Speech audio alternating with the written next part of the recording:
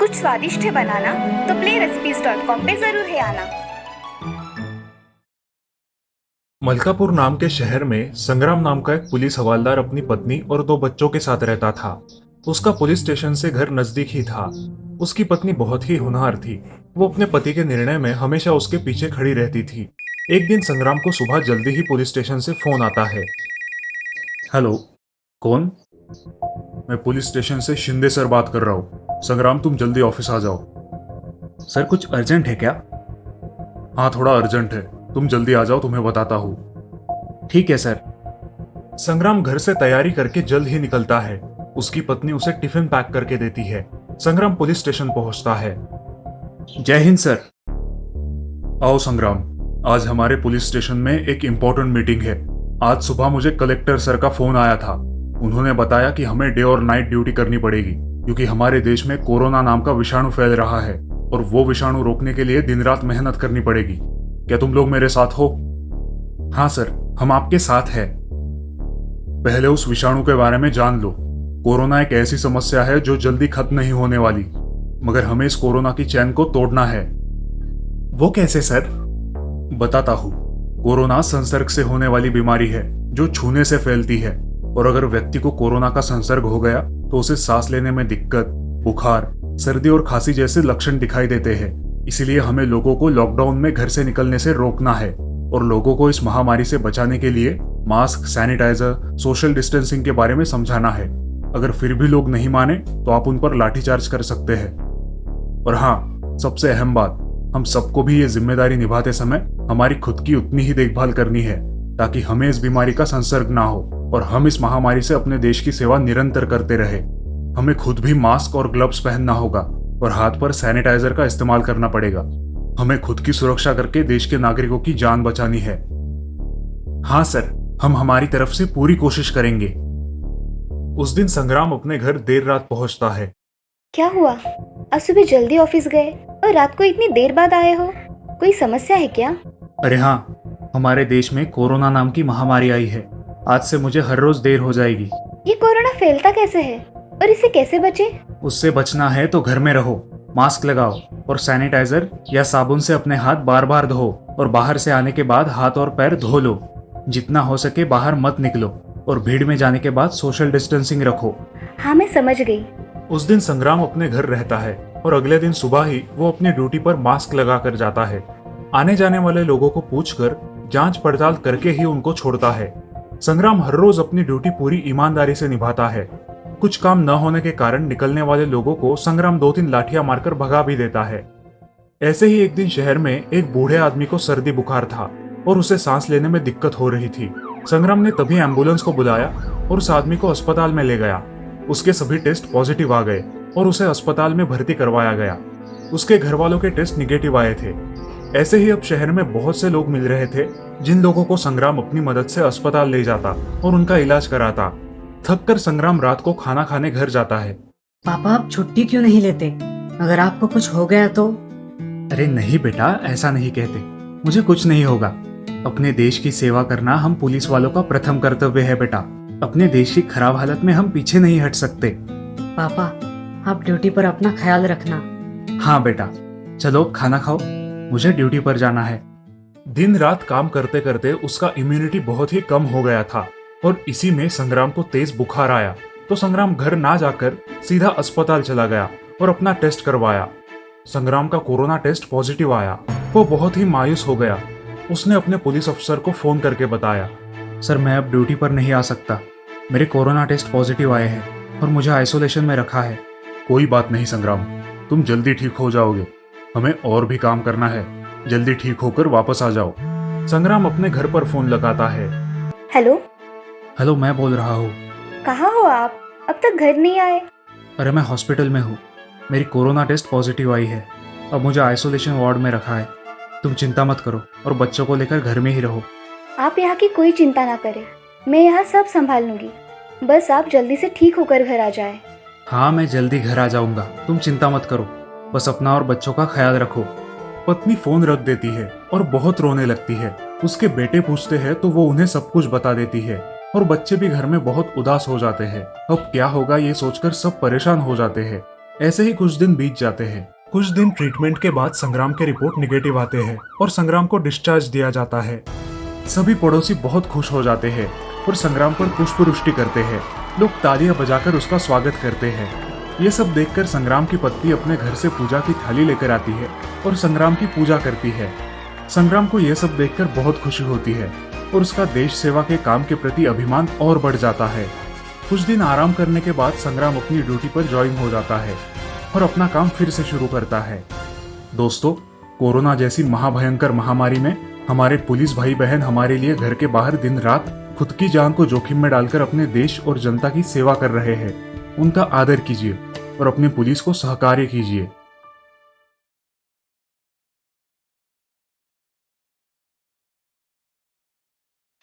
शांताबाई ने कुछ ही दिन पहले पन्नालाल के यहाँ खाना बनाने का काम शुरू किया था। पन्नालाल की प्रेग्नेंट बीवी माधुरी उससे बहुत अच्छा बर्ताव करती, उसे चाय नाश्ता और कभी कभी खाना भी खिलाती। शांताबाई, पहले चाय पी लेना, काफी ठंड है। हाँ हाँ मैडम, पी लेती हूँ। और ये मेरा एक पुराना स्वेटर है, मैंने 2 ही बार इस्तेमाल किया है, तुम चाहो तो यूज कर सकती हो। पन्नालाल अपने सोने की पेढ़ी पे सुबह जल्दी चले जाते और उसके बाद शांताबाई उनके घर खाना बनाने आ जाती। शांताबाई के हाथ में स्वाद था, उसके काम से माधुरी भी खुश थी। अब धीरे धीरे शांताबाई ने माधुरी का विश्वास जीत लिया। शांताबाई, मैं जरा मंदिर हो आती हूँ, आप घर का ध्यान रखना। जी मैम साहब, आप टेंशन मत लीजिए। माधुरी अब हर रोज 1 घंटे के लिए मंदिर जाया करती थी और घर पर शांताबाई अकेली होती थी। पन्नालाल के घर गांव के बासमती चावल की 4 बोरियां आई थी। शांताबाई के मन में लालच पैदा हो गया। यहाँ खाने वाले सिर्फ 2 लोग हैं और इतना सारा चावल है। इसमें से 2 कटोरी चावल मैं निकाल लूं तो किसी को पता भी नहीं चलेगा। शांताबाई ने बोरी से 2 कटोरी चावल निकालकर अपनी थैली में रख लिए और चावल की गोनी को फिर से सिला दिया। अरे वाह, आज घर वालों को पुलाव खिलाऊंगी। शांताबाई का लालच और हिम्मत दिन ब दिन बढ़ रही थी। कभी चावल तो कभी शक्कर, या कभी चाय पत्ती तो कभी आलू प्याज। पन्नालाल के घर से रोज कुछ न कुछ शांताबाई के घर पहुंच ही जाता। शांताबाई की तो चांदी हो गई थी। अरे वाह, अच्छी मछली लगी है तुम्हारे हाथ शांता, लेकिन ध्यान रखना नहीं तो फंस जाओगी। हाँ, तुम फिक्र मत करो, मेम साहब का पूरा विश्वास है मुझ पे। सही है, अब मुझे काम करने की कोई जरूरत नहीं। घर का सामान धीरे धीरे गायब होता रहा, लेकिन माधुरी को बिल्कुल भनक नहीं लगी। शांताबाई पर उसका विश्वास बरकरार था। और ऐसे ही एक दिन माधुरी की सास घर आ जाती है। प्रणाम माँ जी। अरे अरे बहू, झुको मत। कैसी है तुम्हारी तबीयत? वैसे ठीक है, लेकिन थकान सी रहती है। डरो मत, ऐसी हालत में कमजोरी आम बात है। अब मैं आई हूँ ना तुम्हारा ख्याल रखने। चलो एक सेल्फी लेते हैं। माधुरी सासू माँ से शांताबाई का परिचय कराती है। माँ जी, ये शांताबाई है, हमारे यहाँ रसोई और घर के छोटे मोटे काम संभालती है। मुझे बड़ा सहारा है इसका। अच्छा अच्छा, ठीक है। माधुरी की सांस बड़ी तेज थी और टेक्नो savvy भी। एक ही नजर में सामने वाले को भांप लेना उसकी खासियत थी। माधुरी जब मंदिर जाया करती थी तब सासू माँ जाप करने झूले पे बैठती, फिर हर 15 मिनट बाद रसोई में चक्कर लगाती। उनके घर में रहने से शांताबाई को अब चोरी करना मुश्किल हो रहा था। पता नहीं ये बुढ़िया कब वापस जाएगी। अब तो कुछ भी चुराने से डर लगता है। शांताबाई का शातिर दिमाग एक बात नोटिस करता है। जब सासू माँ जाप करने झूले पर बैठती है तब झूले की आवाज आती है और जाप की एक चाकरी पूरे होने में कम से कम 10 मिनट लगते हैं। अच्छा, तो इसका मतलब ये बुढ़िया 10 मिनट तक यहाँ से हिलेगी नहीं। इतना समय मेरे लिए काफी है। अगले 2-3 दिन शांताबाई चीजें चुराने में सफल होती है और अपने आप पर खुश हो जाती है।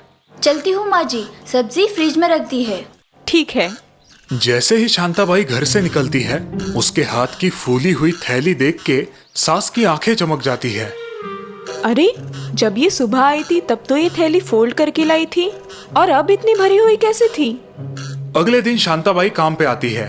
शांताबाई, बहू मंदिर गई है और मैं जाप करने बैठ रही हूँ। फिर मैं प्रसाद बनाने रसोई में आ जाऊंगी। जी माँ जी। शांताबाई किचन में आती है। झूले की आवाज उसके कान पर पड़ रही है। वो अंदाजा लगाती है कि सासू माँ अब 10 मिनट तक वहाँ से नहीं उठेगी। अब ये बुढ़िया 10 मिनट तक यहाँ नहीं आएगी। मैं कुछ आलू और प्याज थैली में रख देती हूँ। काम खत्म होने के बाद शांताबाई घर निकलती है। माँ जी, मैं चलती हूँ। हाँ हाँ, आज क्या बना रही हो घर पे? आज पाव भाजी बनाने की सोच रही हूँ। अरे वाह, अच्छा है। तो कितने आलू और प्याज लिए हैं तुमने? हाँ, सासू का अचानक से आया सवाल सुन के शांताबाई चौंक जाती है, लेकिन बात को संभाल लेती है। जी लिए नहीं, अभी जाते जाते ले लूंगी। इसी दौरान माधुरी भी मंदिर से लौट आती है। लेकिन तुम्हारी थैली में तो ऑलरेडी प्याज और आलू है, जरा देखो तो। शांताबाई को अपनी चोरी पकड़े जाने का एहसास होता है और वो शर्मिंदा होती है। लेकिन आपको कैसे पता चला माँ जी? सांस हंसते हुए माधुरी को अपने मोबाइल में रिकॉर्ड किया हुआ वीडियो दिखाती है। वीडियो में शांताबाई को आलू और प्याज थैली में रखते देख माधुरी चौंक जाती है। माँ जी, मुझे माफ कर दीजिए, गलती हो गई। लेकिन आप तो जाप कर रही थी ना, मुझे झूले की आवाज भी सुनाई दे रही थी, इसीलिए मैंने चोरी करने की हिम्मत की। शायद तुमने मेरे हाथों में जाप की माला की बजाय ये बहू की माला नहीं देखी। और झूले को एक बार धक्का दो तो अपने आप 5 मिनट झूलता रहता है। 5 मिनट रिकॉर्डिंग के लिए काफी है। और इस प्रकार लालची काम वाली शांताबाई को माधुरी के सास ने अच्छा सबक सिखाया। अब शांताबाई को उस एरिया में नया काम मिलने की कोई गुंजाइश नहीं थी। हे भगवान, ये मैंने क्या कर दिया? अपने ही पैरों पे कुल्हाड़ी मार ली। माँ जी, आज आपकी वजह से हमारा नुकसान टल गया। लेकिन बहू, तुम भी आगे से किसी पे भी आंख बंद करके विश्वास मत रखना। ये कलयुग है, याद रखना।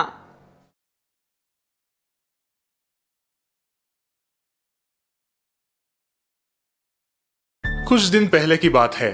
अरविंद ने अभी अभी अपनी टीचर्स ट्रेनिंग पूरी की थी और शहर की स्कूल्स में जॉब के लिए अप्लाई कर रहा था। लेकिन वक्त बर्बाद ना हो इसलिए उसने घर पर ही ट्यूशंस लेना शुरू किया।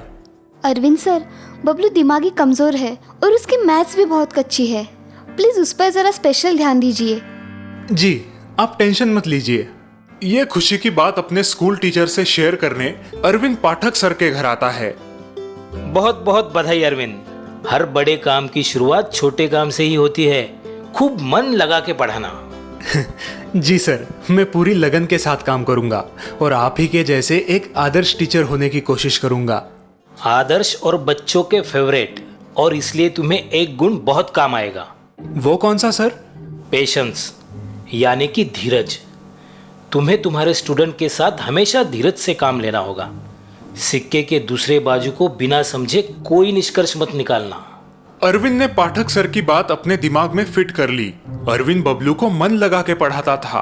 अरविंद ने एक बात नोटिस की थी कि बबलू की मैथ्स सचमुच में कमजोर थी। वो उसे सिखाने के लिए सिंपल टेक्निक्स यूज करता था। एक दिन अरविंद ने बबलू को एक सिंपल सा सवाल पूछा। बबलू, अब सवाल ध्यान से सुनना और सोच के आंसर देना। अगर मैंने तुम्हें 3 ऑरेंजेस दिए और उसमें से एक वापस ले लिया तो अब तुम्हारे पास कितने ऑरेंजेस बचे? 3 सर। नहीं, फिर से सोचो। सर 3 ऑरेंजेस ही होंगे मेरे पास। नहीं बबलू, 2 ही बचेंगे। ये देखो, 3 ऑरेंजेस मैंने तुम्हें दिए और ये एक वापस ले लिया, तो कितने बचे? सर 3। बबलू के बार बार गलत जवाब देने पर धीरे धीरे अरविंद के पेशेंस खत्म हो जाते हैं और वो गुस्सा होने लगता है। फिर उसे पाठक सर की बात याद आती है। तुम्हें तुम्हारे स्टूडेंट के साथ हमेशा धीरज से काम लेना होगा। अरविंद फिर से बबलू को प्यार से समझाने लगता है, लेकिन बबलू वही गलत जवाब देता है।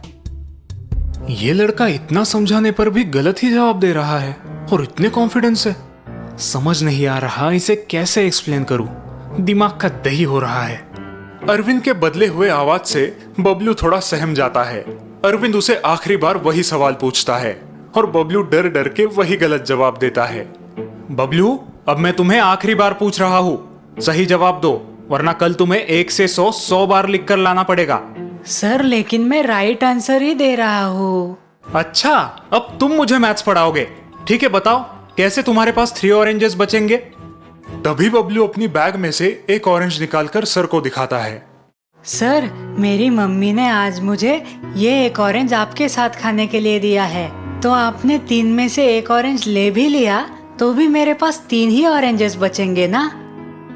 अरविंद को अपनी गलती का एहसास हो जाता है उसे पाठक सर की सीख याद आती है। ओ Bablu, I am so sorry बेटा, तुम्हारा जवाब बिल्कुल सही है। Very good. अरविंद को अपने बर्ताव का पछतावा होता है और वो आगे से कभी भी बच्चों के साथ इस तरीके से बिहेव ना करने की कसम खाता है। आज इस छोटे बच्चे ने मेरी आंखें खोल दी। सिक्के का दूसरा पहलू जाने बिना ही मैंने अपना संतुलन खो दिया। अब कभी भी ऐसी गलती नहीं करूंगा।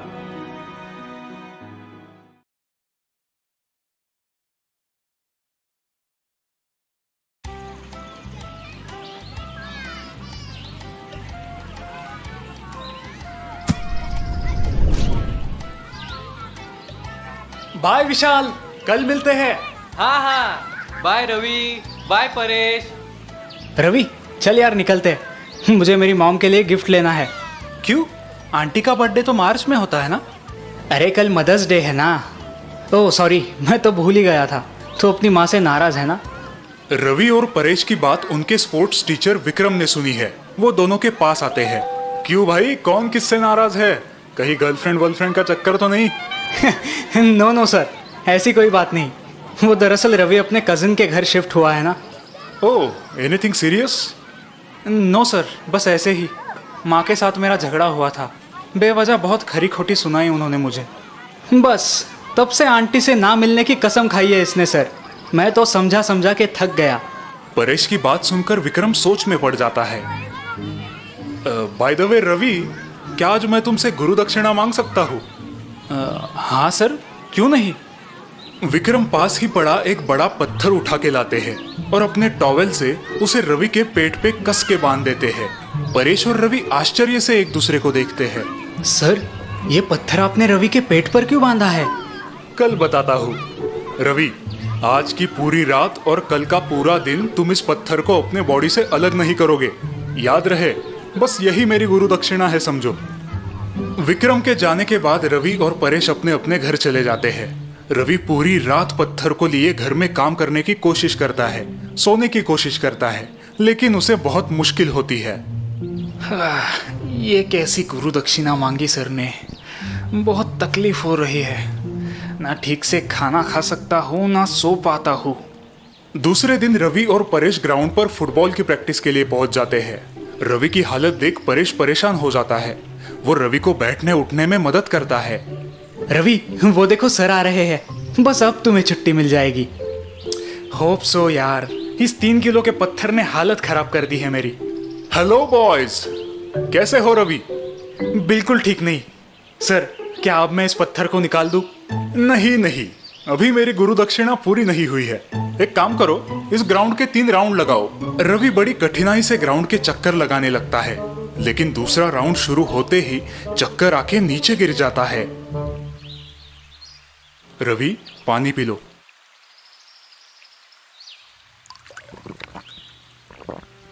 ठीक हो ना अब?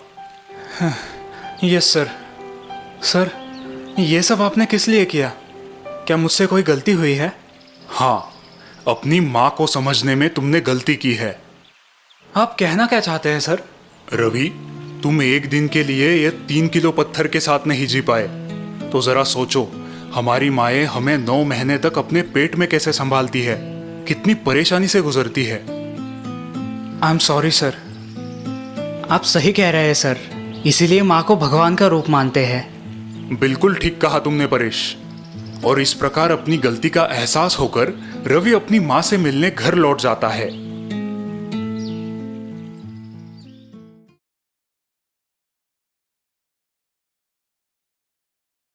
एक गांव में मुंगेरी लाल अपने बेटे संजय के साथ रहता था।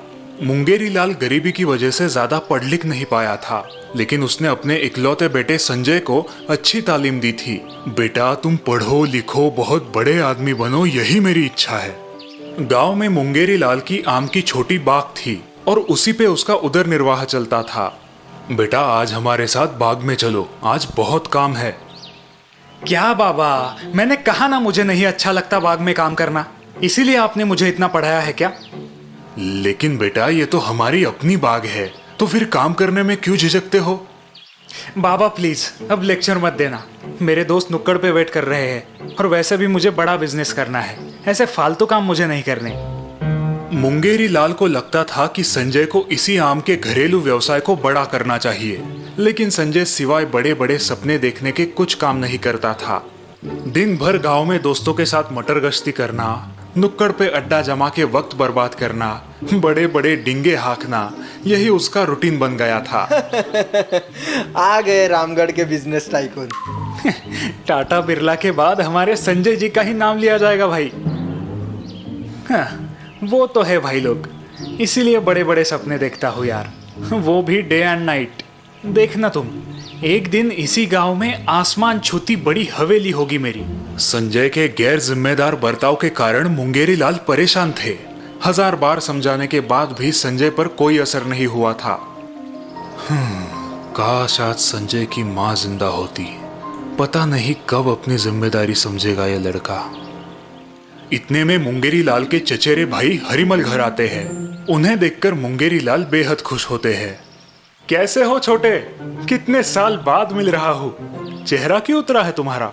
कुछ नहीं भैया, ऐसे ही थोड़ी संजय की चिंता हो रही थी। मुंगेरी लाल से हरिलाल को संजय के गैर जिम्मेदार बर्ताव के बारे में पता चलता है, और साथ ही साथ ये भी पता चलता है कि संजय को आम रस बहुत ही ज्यादा पसंद है। बस हरिलाल के दिमाग में संजय को सबक सिखाने की एक कल्पना आती है। संजय बेटा, आज दोपहर को जल्दी घर आना। क्यों चाचा जी, मुझे दोस्तों के साथ फिल्म देखने जाना है। अरे सुनो तो, आज दोपहर के भोजन में मैं तुम्हारे लिए खास आमरस पूरी बनाने वाला हूँ। सच में चाचा जी? फिर तो मैं जल्द ही घर आऊंगा। ऐसा कहकर संजय रोज की तरह नुक्कड़ पर चला जाता है।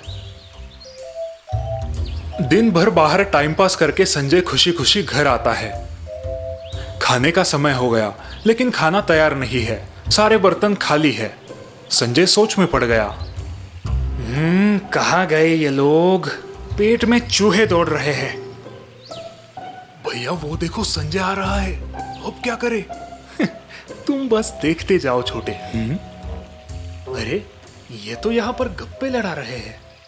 बाबा, चाचा जी, भूख के मारे मेरी जान जा रही है और आप यहाँ गप्पे मार रहे हो। कहाँ है आमरस? मुंगेरी लाल ने हरिलाल की तरफ इशारा किया और हरिलाल ने पेड़ के नीचे रखे उस पतेले की ओर। ये क्या चाचा जी, पतेली आम के पेड़ के नीचे क्यों रखी है? अरे बेटा, आमरस पेड़ से टपकने की राह देख रहे हैं 4 घंटे से।